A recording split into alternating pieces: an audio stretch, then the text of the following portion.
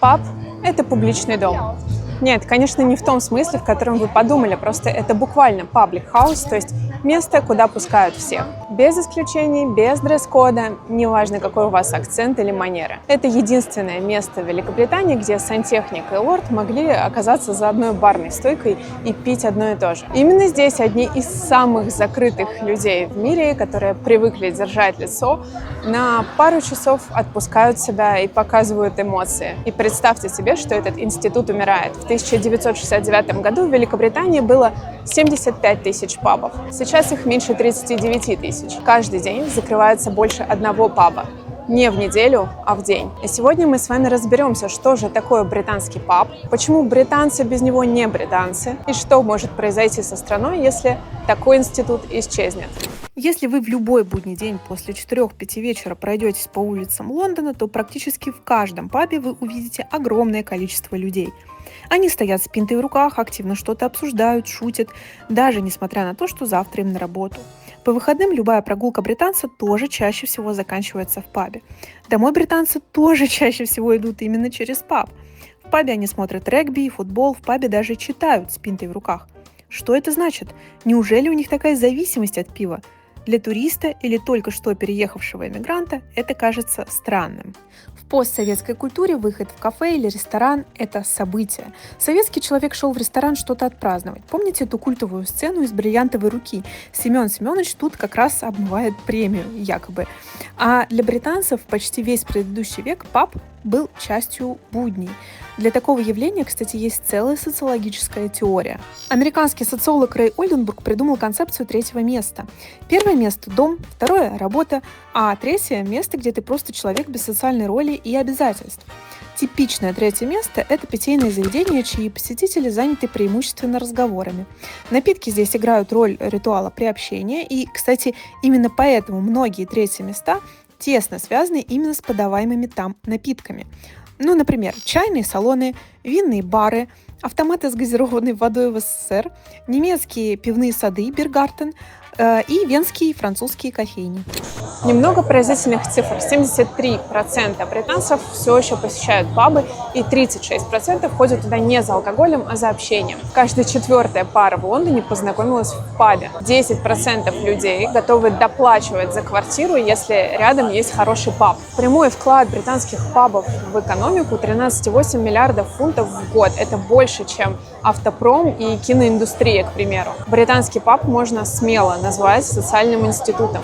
Вы, наверное, слышали, что в обычной жизни британцы максимально закрыты. Мы про это много говорили, кстати, в видео про их искренность и отсутствие прямоты. На вопрос «как дела?» они всегда отвечают «fine», неважно, что происходит на самом деле. Заговорить с незнакомым человеком на улице – это не про них. Их всю жизнь учат держать лицо, просто везде и всегда, кроме паба. В пабе британец может заговорить с незнакомым, и это нормально. Более того, это единственное место, где это вообще возможно. Причем работает это правило только у барной стойки. Если ты сел за столик, тут твоя территория, никто, скорее всего, не подойдет. Но если ты встанешь у стойки, через 10 минут ты уже будешь разговаривать с человеком, которого никогда до этого не видел. И разговор будет непринужденный, несерьезный. Чаще всего вы будете часто менять темы. Но это уже будет все равно настоящий разговор с британцем. Не зря, проходя мимо паба или зайдя туда с непривычки, вы вполне можете оглохнуть. Там стоит просто сумасшедший гул. Я стою у паба, которому почти 500 лет. Он известен с 1538 года, а перестроен он был после Великого пожара в 1667. Здесь бывали и пили Диккенс, Теккери, Конан Дойл, Марк Твен, в общем, много довольно известных людей. И таких пабов, которым по 300, 400 и больше лет, в Лондоне очень много. Но их история начинается гораздо раньше. Корни уходят в Римскую империю. Раньше вдоль римских дорог стояли таверны для легионеров. Уже после римлян пришли англосаксы и сделали из таверн эльхаусы. И вот деталь, которую я особенно люблю, пиво тогда варили женщины. Это была домашняя работа, как печь хлеб или делать сыр. Когда пиво было готово, женщина вешала у двери ветку плюща. Буш, буквально куст. Это был знак «Заходи, тут есть пиво». Вот такая древняя реклама. До сих пор в Великобритании есть около 50 пабов, которые так и называются – The Bush или The Holy Bush.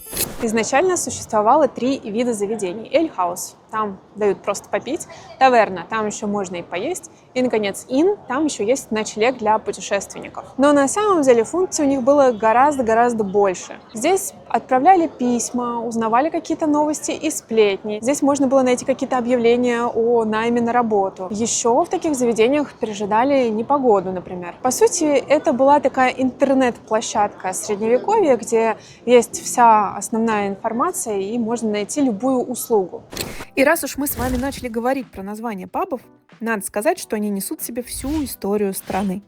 В XII веке большинство посетителей были неграмотными, поэтому названия зашифровывались в такие картинки-вывески с рисунками, которые были понятны всем. Эта традиция, в принципе, жива до сих пор. Давайте пройдемся по самым частым названиям пабов. The Royal Oak в честь дуба, в котором прятался Карл II, спасаясь от Кромвеля во время английской революции. Когда в 1660 году монархия была восстановлена, сотни пабов назвали себя именно в честь этого дуба. Red Lion – самое популярное название пабов в Британии. Их больше 600 штук. Почему Красный Лев? Официальной версии нет. Больше 150 дворянских родов имели его в своем гербе. И любопытный факт. Закон запрещает называть паб в честь живого монарха, поэтому нет, например, паба Элизабет или Карл, зато есть Queen's Head и King's Head. Их сколько угодно. Мы с вами находимся в George Inn. Это единственный сохранившийся галерейный паб в Лондоне. Его даже Чарльз Диккенс упоминал в своих романах. Вот смотрите, галерея. Сзади меня я нахожусь на таком балкончике. В общем, в этом пабе часто останавливались люди, которые ехали на юг Англии из Лондона. И это действительно сохранившаяся средневековая архитектура. И когда я представляю, сколько всего видели и слышали эти стены, я жалею, что они не могут говорить. Кстати, одна из проблем современного паба очень четко, на мой взгляд, была сформулирована барменом, с которым я разговорилась, вот пока снимала это видео. Он сказал, что раньше люди приходили рассказывать какие-то интересные истории, послушать их. И, конечно, в эпоху, когда не было смартфонов, беседа текла рекой.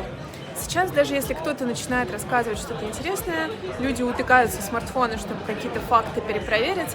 И вот такой струящейся беседы, разговора, не получается уже. Теперь про то, почему британцы вообще так много пьют.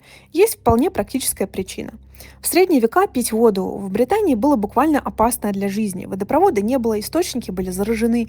С 14 по 17 век по Британии ходила чума, а вот в процессе варки пива вода кипятилась, и патогены погибали. Вы спросите, они не пробовали просто кипятить воду? Кажется логичным, но тогда люди не знали, что это убивает микробы, так что в голову им это не пришло. Что реально интересно, пиво было действительно безопаснее воды.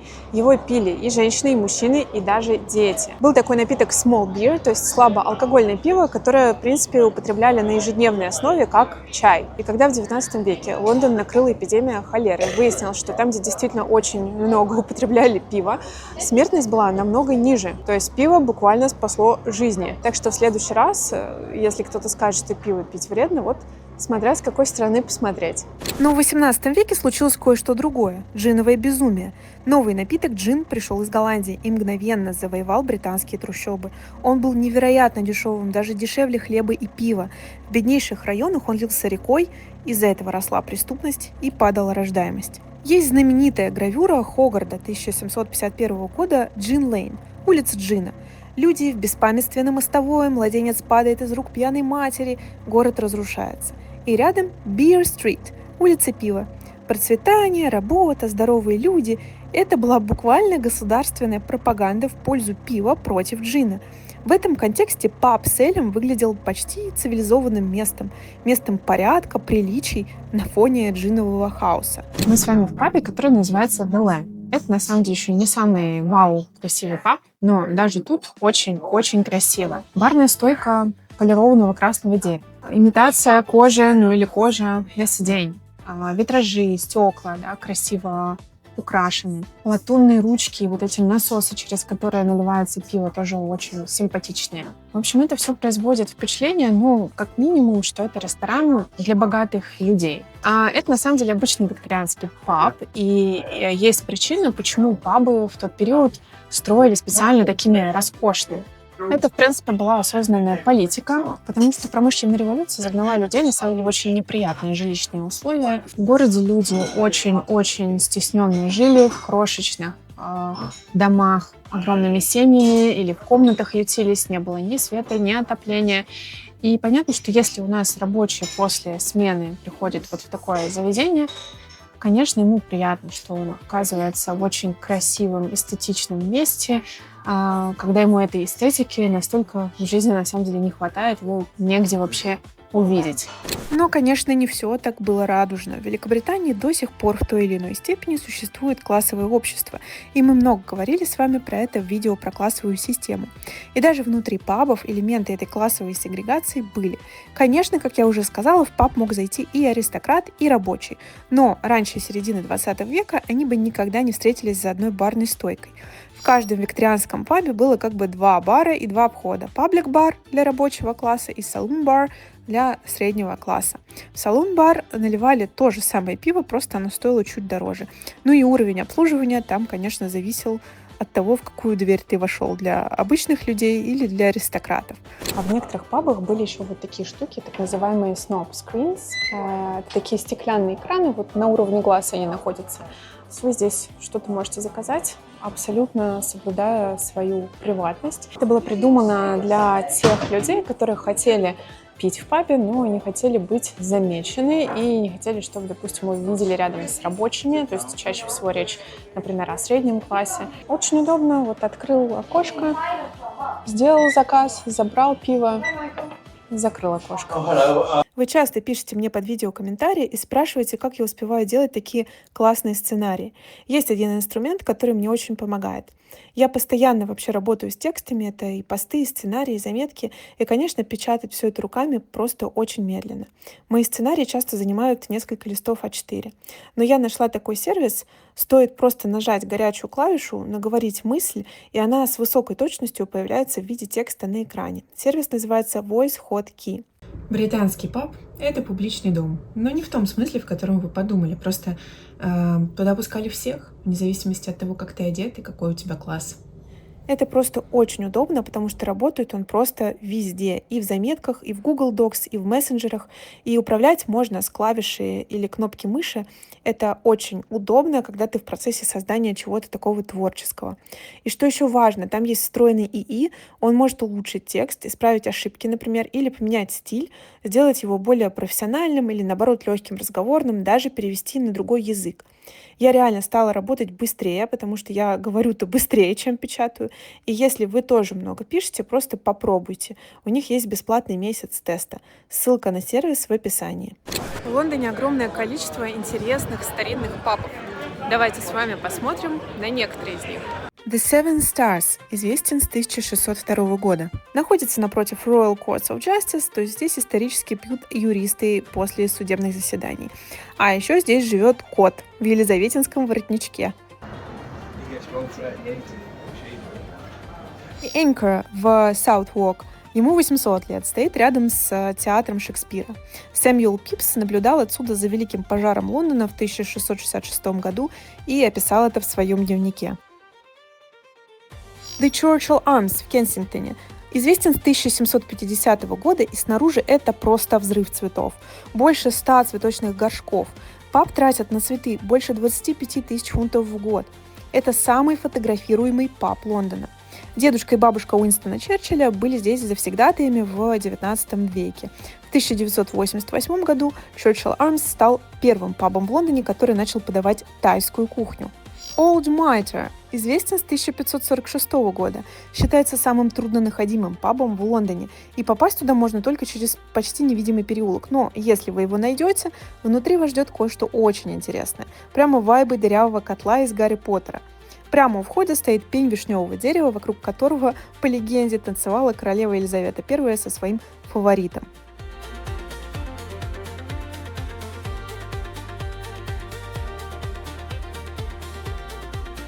И, наконец, Mayflower. Именно отсюда в июле 1620 года отплыл корабль Mayflower с первыми пилигримами, которые направились в Америку. Капитан корабля Кристофер Джонс был совладельцем этого паба. До сих пор любой посетитель, который может доказать, что является потомком тех самых пилигримов, может подписать специальную книгу потомков. Паб, из которого фактически родилась Америка. Ну и последнее, что хочется сказать, в Лондоне существуют еще и пабы без вывесок, то есть вообще без рекламы. Информация передается только из уст в уста. Такие пабы существуют, чтобы сохранить атмосферу только для своих, и чтобы туристы их не атаковали. Хоть пабы и кажутся сегодня очень демократичными, на самом деле все равно у них есть свои правила. И если ты этот негласный кодекс не знаешь, то это выдает в тебе иммигранта или туриста. Первая и самая главная ошибка, которую совершает каждый турист. В британском пабе нет никаких официантов в традиционном смысле этого слова. То есть бессмысленно садиться за стол и ждать, пока у тебя примут заказ. Все заказы делаются на барной стойке. Второе. Чтобы привлечь к себе внимание бармена, не надо цокать, щелкать пальцами, махать руками, активно жестикулировать. Это может быть вообще расценено как грубость. Нужно просто подойти к стойке, облокотиться и поймать зрительный контакт с барменом. Если вам в ответ кивнули, значит все ок, вас видят. Третье. У самой барной стойки вроде бы видимой очереди нет. Но если вы в Великобритании, то даже там, где кажется, что очереди нет, она всегда есть. Бармен сам отслеживает, кто раньше пришел и у кого стоит принять заказ. Не волнуйтесь, до вас тоже очередь дойдет. Естественно, лезть вперед нее очень не рекомендуется. Четвертое правило – правило раундов. Если вы пришли с друзьями или с коллегами, то принято покупать напитки по раундам. То есть сначала один платит за всех, потом второй, потом третий. Если вы за свой раунд не заплатили, это очень плохо. Ну и, кстати, если к вам подходит и спрашивает «What are you having?», это не любопытство никакое, это просто человек, скорее всего, напрашивается с вами в круг. Пятое. Чаевые для бармена.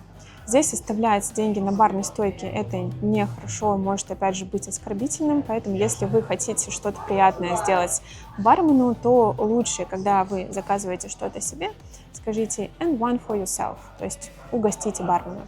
Таким образом, вы его еще, кстати, в круг равных себе включаете, что вообще вдвойне респект по-британски. Шестое правило – правило последних заказов и закрытия. Это жесткое время. В 10:50 у вас есть возможность заказать последний напиток. В 11 часов вечера все встают и уходят, никто не спорит. Седьмое. Животные и собаки, в особенности, очень даже welcome в любом пабе. Здесь всегда есть мисочка с водой, даже иногда на ней пишут, что this is beer for your dog, то есть это пиво для твоей собаки. Мне это кажется очень-очень милым, ну и какой британец вообще после прогулки с собакой не зайдет в паб. И последнее правило, о чем говорить, о чем не стоит говорить в пабе. Если вы со своим близким другом, то, наверное, можете говорить о чем угодно. Но если вы только познакомились, то не принято обсуждать какие-то суперсерьезные, тяжелые проблемы, деньги. Если вы говорите о проблемах, то говорите о них с каким-нибудь черным юмором. Вот это будет ок. Ах да, забыла самое главное правило паба. Настоящий британский эль подается теплым, не прохладным. Он примерно температуры погреба, то есть где-то 12 градусов. Именно при такой температуре эль раскрывается, то есть появляется особый вкус и аромат. Холодное пиво – это континентальная традиция, британцы ее не разделяют. Супер краткий гайд, потому что же наливают в пабах. Bitter – самый классический британский эль. Такой легкий, с горчинкой, то, что обычно пил рабочий класс поколениями. Портер – темное пиво. Название говорит само за себя, это буквально пиво портовых рабочих Лондона XIX века. Стаут – еще темнее, еще плотнее. Это, например, Гиннес. Вообще ирландский стаут, но в британских пабах он практически везде. IPA, или еще в России его называют IPA, Indian Pale Ale. Это специальный эль, который придумали для отправки британским солдатам в Индию. Туда добавили больше хмеля, чтобы пиво выжило в долгом морском путешествии. Еще в Британии популярен сидр. В Западной Англии, в Девоне, в Сомерсете сидр – это такая же серьезная тема, как и вино во Франции. Ну и, наконец, каск эль. Это живое пиво из бочонка, которое все еще бродит. Наливается через ручной насос, потому что пенится оно плохо. Видите, как бармен тянет ручку вниз? В 70-е такой эль стал маркером образованного среднего класса, который ценит традиции. То есть даже в выборе пива виден класс. Что еще важно отметить про современный паб? Когда я говорю, что это сейчас инструмент демократии, я имею в виду, что здесь можно встретить практически кого угодно. И я имею в виду не только аристократию. В Британии знаменитости ходят в пабы как обычные люди, без охраны, без вип-входа, без отдельного столика. Эд Ширан, Гай Ричи, Дуа Липа, Кейт Мосс, Стелла Маккартни, Мэтт Смит – это все, кого регулярно видят в пабах без охраны, и вы вполне можете их встретить, если будете в Лондоне. Да что там говорить, вы можете встретить даже королевскую семью. Перед коронацией Карла III принц Уильям зашел вместе с женой в паб Dog and Duck в Сохо. Он лично налил первую пинту нового эля, который назвали Kingmaker. А в прошлом году он был замечен в пабе в Виндзоре с актером Юджином Леви. Кстати, он заказал сидр. Уильям давно известен как Сайдермен. Я напомню, это будущий король Великобритании. Если вам нравится это видео и моя подача, поставьте, пожалуйста, лайк и подпишитесь на канал. Тут каждое воскресенье выходит видео про парадоксы жизни в Великобритании и иммиграцию. А еще я напоминаю, что вместе с художницей Аней Муховой мы создали клуб для арт-встреч и поездок по Великобритании. Называется Sunday Culture Club. Совсем скоро мы поедем в Маргейт, еще мы пойдем на выставку Скиапарелли в Лондоне с экскурсией и сделаем поездку на винодельню в Кент.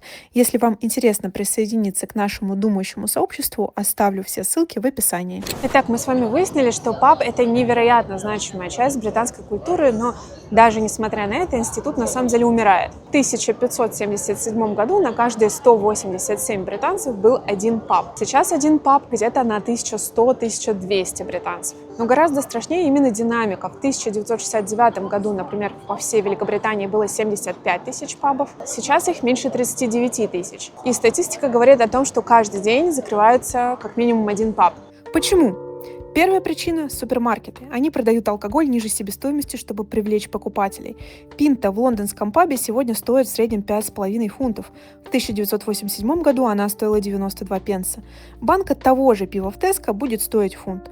Поэтому люди пьют дома в одиночестве. Второе – пандемия. Пабы закрывались на месяцы, часть даже и не открылась после этого. Но главное, люди привыкли сидеть дома, и оказалось, что дома есть Netflix, приставка, доставка алкоголя за час, и в паб ходить стало незачем. Конкурировать с таким, конечно, сложно, поведение людей изменилось очень сильно. Третье – джентрификация. Мы говорили про нее в видео про развитие районов Лондона и вообще какой район здесь что значит. Когда район становится модным, он дорожает, растет, соответственно, и аренда. Паб не выдерживает и закрывается. На его месте открывается что-то другое. Например, модный винный бар или хипстерский гастропаб.